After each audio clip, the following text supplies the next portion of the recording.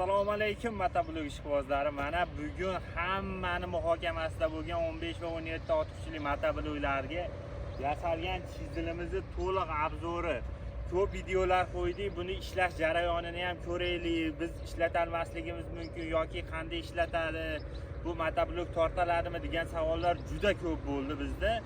Shuning uchun biz mana o'zimiz kelib mana 50 sotik qulpini oydi. Xudo xolasa mana shu 17 otishli motoblog bilan kultivatsiya qilib beramiz va ishlash jarayoni, motoblogga nagruska keladimi, yo'qmi, qanday ishlaydi, haydayotgan odam shopirga nagruska bormi, yo'qligini batafsil ko'rib chiqamiz. Ko'rishlaringiz mumkin.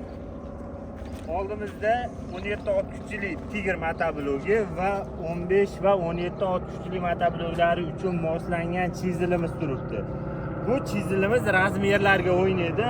60 va 70 ga bemalol ligirovka qilib ishlatsangiz bo'ladi. Va buni yana bir afzalligi, ko'p motobloglarda palisi bittalik bo'ladi, o'shaning uchun sentri yo'q, qochib ketyapti deyshadi. Biz o'shaning uchun ham 3 talik palisdan foydalanamiz. Motoblog hech qayerga tortmaydi, tortayotganda. Oldiga botib ketmasligi va boshqarish oson bo'lishi uchun balonlar qo'yilgan. Balonlarimiz ham 60 va 70 ga ligirovka bo'ladi. Arkada esa qalin 70 agatga moslangan qaldirg'ochimiz, stoykalarimiz va eng e'tiborlisi o'rtaga ham tashab ketilgan. Bu nima uchun bu tashab ketilgan? Bunga qanday stoyka qo'yiladi deganlar uchun, bu kartoshka kovlash jarayonida yana ham osonlik bo'lishi uchun kartoshka kapatilni qo'yib bemalol haydasalaring bo'ladi degan maqsadda qo'yib ketilgan. Hozir bu chizilimizni va motoblogimizni ishlash jarayonini ko'rsatib o'tamiz.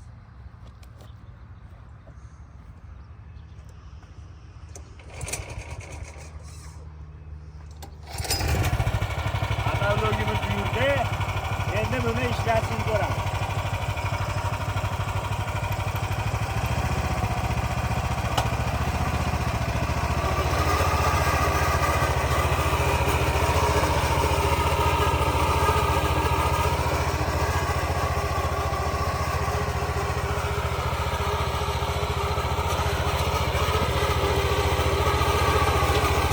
Ko'rib turibsizlar, mana motoblog qiynalmasdan bemalol tortib ketaveradi. Buni orqasida turgan shopir ham bemalol qiynalmasdan boshqaradi. Hattoki agar oldiga yuk iladigan bo'lsalaring, bundan ham erkakchi ko'proq bo'ladi.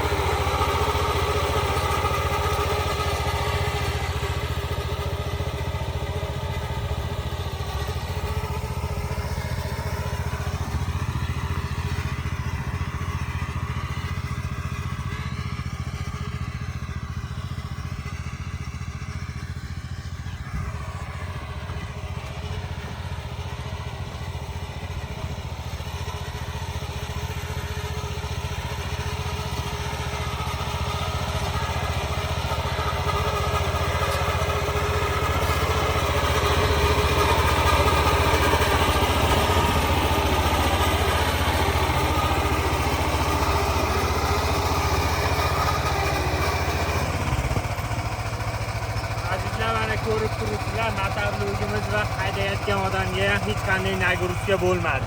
Ko'pchilik ishlatilmaganligi uchun mana o'zim bugun buni ishlatib ko'rsatib berdim. Eng e'tiborlisi bunga mana ishlatilgan turbalar egilib ketmaydimi, profillar yupqa emasmi degan savol ham juda ko'p kelib tushdi. Ko'rishlaringiz e'tibor beringlar bunga. Stenkalari o'ta yuqori bo'lgan profillardan bizda foydalaniladi. Hech qanday yupqa profil egilib ketdi, bukilib ketdi degan gap bo'lmaydi hech qachon. Kimga xuddi shu turdagi chizillar kerak bo'lsa, ekranda nomerlar qoldiramiz. Like, podpiska bosib qo'yganlarga обязательно chegirmalarimiz bor. Bemalol aloqaga chiqib zakaz qilishlaring mumkin. O'zbekistonda 12 ta viloyatiga yetkazib beramiz. Omadlaring bersin.